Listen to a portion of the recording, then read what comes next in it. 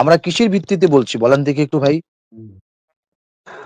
আপনারা বলতেছেন যে ভাই আমরা নামাজ পড়তে কষ্ট লাগে এজন্য আকল ব্যবহার করে নামাজের বাদ দেই, এই নামাজ রোজা এগুলাকে তো শাব্দিক অনুবাদ আপনারা কি নামাজ বাদ দিয়েছেন কিনা বলেন। না, নামাজ তো আমরা দায়েমি সালাত পড়ি, দায়েমি সালাত যেটা যেটা সর্বদা দায়মি সালাত আবার কি? থাকা। দাইমি সালাত দায়মি সালাত কোনটা আবার?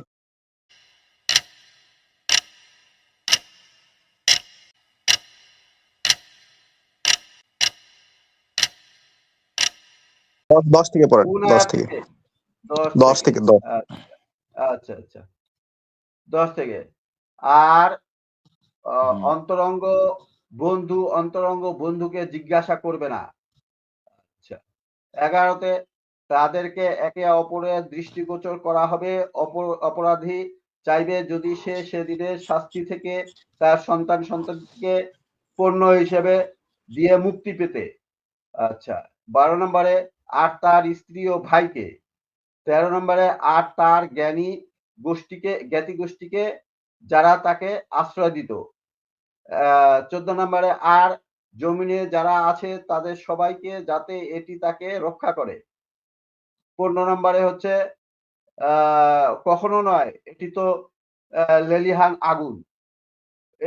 এই জায়গায় তো মানে কন্টেস্ট শেষ।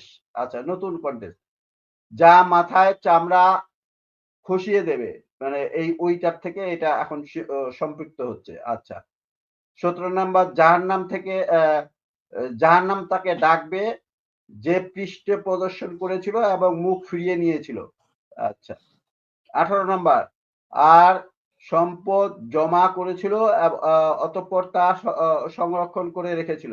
আচ্ছা 19 নিশ্চয়ই মানুষকে সৃষ্টি করা হয়েছে অস্থির করে। আচ্ছা তারপর 20 নাম্বার হচ্ছে মানে এই জায়গায় এখানে অস্থির করে মানে মানুষকে সৃষ্টি করা হয়েছে অস্থির করে। হ্যাঁ মানে আল্লাহ অস্থির হয়ে মানুষকে সৃষ্টি করেনি, মানুষের স্বভাব অস্থিরতা। দায়েমি সালাত যে করবে তার মধ্যে অস্থিরতা থাকবে না। এটা হচ্ছে মানুষের বৈশিষ্ট্য। হ্যাঁ এটা থাকবেই, এটা আল্লাহ সৃষ্টি করছে যে মানুষের বৈশিষ্ট্য হচ্ছে অস্থির, এটা হচ্ছে বৈশিষ্ট্য মানুষের, এখানে ওইটাই বুঝাইছে। আচ্ছা 20 নাম্বার হচ্ছে যখন তাকে বিপদ স্পর্শ করে তখন সে হয়ে পড়ে অতিমাত্রা উৎকণ্ঠিত। হ্যাঁ 21 নাম্বার আর যখন কল্যাণ করে তাকে স্পর্শ করে তখন সে হয়ে পড়ে অতিপয় কৃপণ। হ্যাঁ সালাত আদায়কারীগণ ছাড়া এখানে এই যে এখানে মনে হয় দায়মি সালাতের কথা শব্দটা আসছে নাকি? আরবিটা পড়েন তো একটু আরিফ ভাই। না 23 নম্বর আয়াতটা নেন, 23 নম্বর আয়াতটা নেন। 23 নাম্বার। আচ্ছা যারা তাদের সালাতের ক্ষেত্রে নিয়মিত। আচ্ছা আপনি এই জায়গায় রাখেন, আজাদ ভাই আপনি এই জায়গায় রাখেন। হ্যাঁ বলেন। আচ্ছা আমাদের প্রথম কথা হচ্ছে আপনি কোন জায়গা থেকে শুরু করছিলেন? আপনি শুরু করছিলেন ইয়াওয়াদ্দুল মুজরিমু লাউ ইফতাদি মিন আযাব ইয়াউমিদ্দিন বিলানি। তো গুরুত্বপূর্ণ, মানে বিস্তারিত পরের গুলো। হ্যাঁ সমস্যা নাই। হ্যাঁ আমাদের জানা আছে আলহামদুলিল্লাহ। কবির ভাই আপনি তো জানেন কোরআনের কোথায় কি আছে না আছে, আলহামদুলিল্লাহ আমাদের বহুত জানা আছে। আপনি যে জায়গা থেকে শুরু করছিলেন সেটা হলো ইয়াওয়াদ্দুল মুজরিমু লাউ ইফতাদি মিন আযাব ইয়াউমিদ্দিন বিবানি ওয়া সাহিবাতি ওয়া আখি ওয়া ফাসিলাতিল্লাতি তুই ওয়া মান ফিল আরদি জামিআ কাল্লা ইন্নাহা লাযা। হ্যাঁ নাযাআতাল লিশাওয়া তাদউ মান আদবারা তাওয়াল্লা ওয়া জামা ফাওয়া। এরপরে বলছেন যে ইন্নাল ইনসানা, মানুষের সম্পর্কে আল্লাহ তাআলা আলোচনা করছেন। আচ্ছা প্রথম যেখান থেকে আপনি শুরু করেছিলেন ওই জায়গা থেকে আমরা কি বুঝলাম? ওই জায়গা থেকে আল্লাহ তাআলা আমাদের বোঝাচ্ছেন যে ইয়াওয়াদ্দুল মুজরিমু লাউ ইফতাদি মিন আযাবি ইয়াউমিদ্দিন বিবানি, যে মানুষ আল্লাহর আযাবে সেদিন গ্রেফতার হয়ে যাবে। অর্থাৎ আল্লাহর কাছে যে ব্যক্তি ধরা পড়ে যাবে, যাদেরকে গ্রেফতার করা হবে আল্লাহর আযাবের, তখন তারা সেই আযাব থেকে বাঁচার জন্য কি করবেন?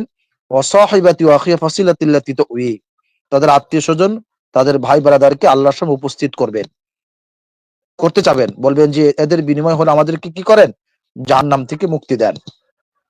সর্বশেষ সে বক্তব্য দিবে ওয়াফাসিলাতিল্লাতি তুই ওয়া মান ফিল আরদি জামিআ, অর্থাৎ জমিনের মধ্যে যা কিছু আছে সমস্ত কিছু আল্লাহ তাআলার কাছে দিয়ে উনি সেই আযাব থেকে বাঁচতে চাবে।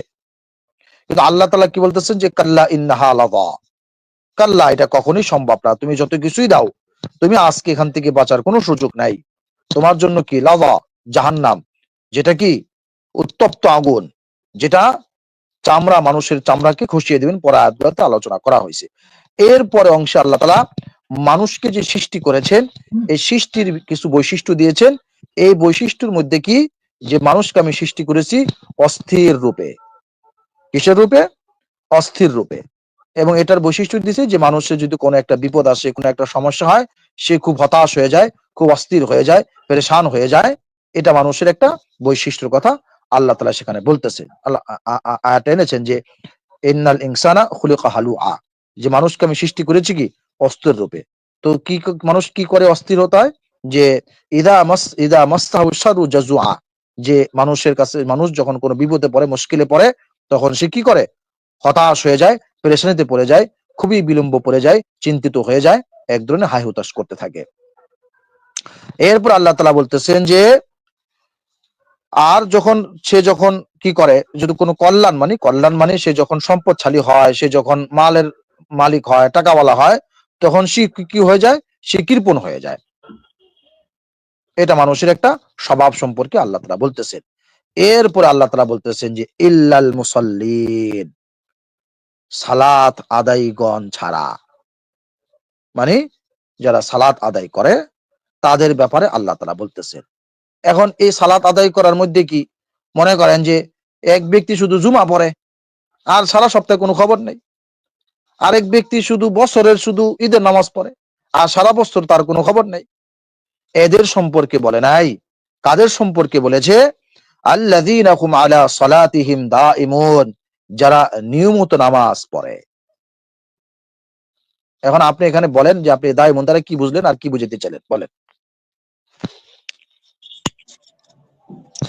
আচ্ছা, আল্লাযীনা হুম আলা সালাতিহিম তাদের সালাতের উপরে দাইম থাকে বা আহ, দণ্ডায়মান থাকে বা নিয়মিত থাকে, এই ধরনের অর্থ হচ্ছে।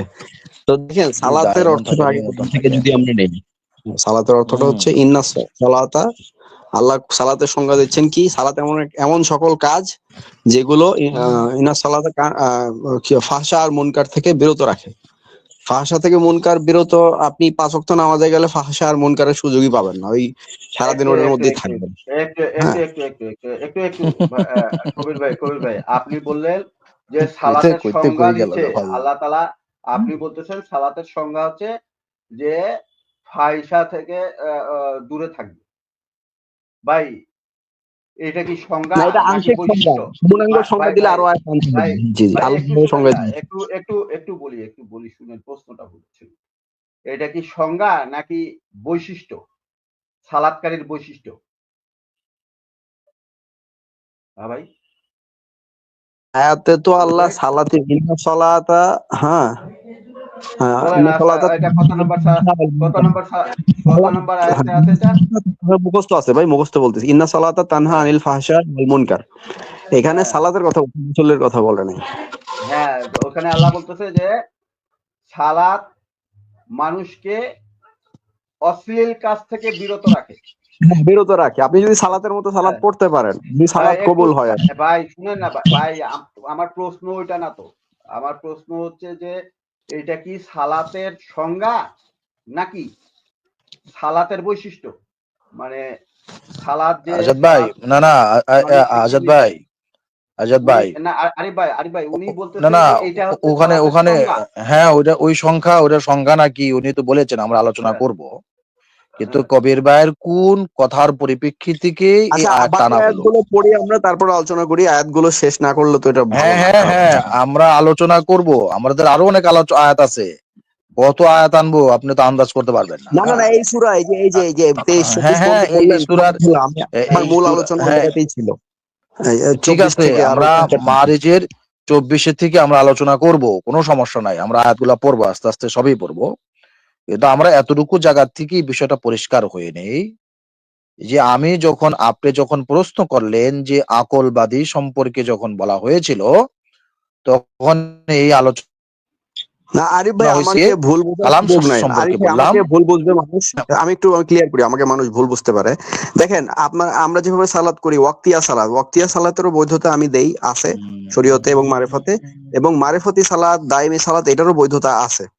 হ্যাঁ, এখন আবার দুইটার মারিফতি যে প্রকারভেদ কই আছে, পাইলেন ঠিক আছে? আপনি? এখন আপনি যে ফের না না না, মারিফত অনেকে মনে আরেফাত করতে পারে আমি হারেফাত আবার আইলো সালাতের কই থেকে? বিরোধিতা করতেছি, আমি তর্ক আহ, করতে আসছি এখানে, না এটা না। হুম আমি দুইটাকেই বৈধতা দেই। হুম এখন জি বলেন। না, এই যে দায়মি সালাতের কথা আচ্ছা, বলতেছেন, দায়মি ওই সালাত কি? অবস্থার থেকে, হ্যাঁ হ্যাঁ আজাদ ভাই, আমি একটু পরিষ্কার করে দিই, এরপর আপনি জি জি বলবেন। বলেন। ওই জায়গার থেকে আপনাকে বলা হয়েছিল যে এই যে যে আকলবাদী বলা হচ্ছে, সেই আকলবাদীর সাথে কালাম শাস্ত্রের সম্পর্কটা কি? আপনি সেটার জবাবে এই যে দায়মি সালাতের কথা নিয়ে আসলেন। না ওই এখন টপিক আপনি শেষ আপনার ভাই, ওই কথাকে টপিক খণ্ডন করেন শেষ। ভাই। ওই ওই দুইটা টপিক আলাদা, একসাথে করলে প্যাচ লেগে যাবে। আপনি আলাদা আলোচনা করি, আকলবাদী আলাদা টপিক, সালাত নিয়ে ভাই আসি তাহলে এটা তাহলে এটা দাইমি আকলবাদীর থেকেই না কথাটা না, দাইমি আসছিল। সালাত নিয়ে একটু আমি ওই- বলি। ওইটা না তো দাইমি সালাত নিয়ে আকলবাদী আমি একটু বলতে চাই। ভাই। ভাই কবির ভাই আপনি কিন্তু ওই আকলবাদীটা থেকেই দায়মি সালাতের টপিক টানছেন, ঠিক আছে? এখন আমরা বলতেছি যে আকলবাদী, নফসের আকলবাদী, অর্থাৎ এই যে নাস্তিকরা নফসের যেমন আকলবাদিতা, মানে তার আকল দিয়ে সে যেটা বুঝতেছে, যেমন ইচ্ছা তেমন বুঝতেছে, সেই বুঝ দিয়ে চলতেছে। ঠিক সেই রকম যারা হাদিস রাসূল সাল্লাল্লাহু আলাইহি ওয়াসাল্লামের শিক্ষা গ্রহণ করতে চাচ্ছে না, হ্যাঁ, তারাও ঠিক ওই ভাই একই আমি আকলবাদী। শিখতেই আসছি, কে চাচ্ছে না? আমি তো হাদিস শিখতেই আসছি, আপনারা শিখাবেন। যন্ত্রণা কে রে বলতে আচ্ছা ভাই, চাই না দেখেন, ভাই? এই যে আরে এখন যন্ত্রণা। এখন কবির ভাই, আরিফ ভাই একটু এখন শেষ করি, আরিফ ভাই আমারটা শেষ করে দিই, আমারটা শেষ করি। দেখেন কবির আমি ভাই, আপনি প্রতিদিন শিখতে আসবো ভাই, আসছেন। কবির প্রতিদিন ভাই একটু আসবো আমি। থামেন। যদি আপনি আরে হাদিস কবির ভাই একটু শিখান কথা, আমি প্রতিদিন আসবো। কবির ভাই আমাকে একটু কথা বলতে দিবেন না? আপনি মাঝখানে কথা বলবেন, এটাকে একটু বলেন তো আগে। মানে আমি কথা বলার মধ্যে আপনি কথা না না, আপনার বলতে ফ্লো চাচ্ছেন? তো ভেঙেই দিছি, এখন আর কি বললাম একটু, আপনি আবার শুরু করেন, না, আমি ফ্লো নষ্ট হ্যাঁ, করবো না। জি। এক্সাক্টলি। এটা করাটা ঠিক না। হ্যাঁ, যাই হোক। আমার কথা হচ্ছে যে এই যে আকলবাদী আমরা কাকে বলতেছি? যারা নফসের আকলবাদী। যেমন নাস্তিকরা নফসের আকলবাদী। নফসের আকল দিয়ে কোরআন এবং হাদিস দুইটাকেই তারা প্রশ্নবিদ্ধ করতেছে, অস্বীকার করতেছে এবং নোংরামি করতেছে। ঠিক সেই একই ধারায় হাদিস অস্বীকারীরা কোরআনের কথা বলতেছে, কিন্তু ইসলামকে বিকৃতি করতেছে। এই যে আকলবাদী, এই হচ্ছে সেই আকলবাদী, নফসের আকলবাদী। আল্লাহ তাআলা বলতেছে যে তোমরা নফসের অনুসরণ করিও না। হ্যাঁ? এই নফসের আকলবাদিতাকেই আমরা বলতেছি। এবং জাকারিয়া ডক্টর আব্দুল জাকারিয়া, হ্যাঁ, উনি যে বলছে যে আকল খাটানো যাবে না, এই পরিপ্রেক্ষিতেই বলছে। আমি ওই ভিডিও শুনছি।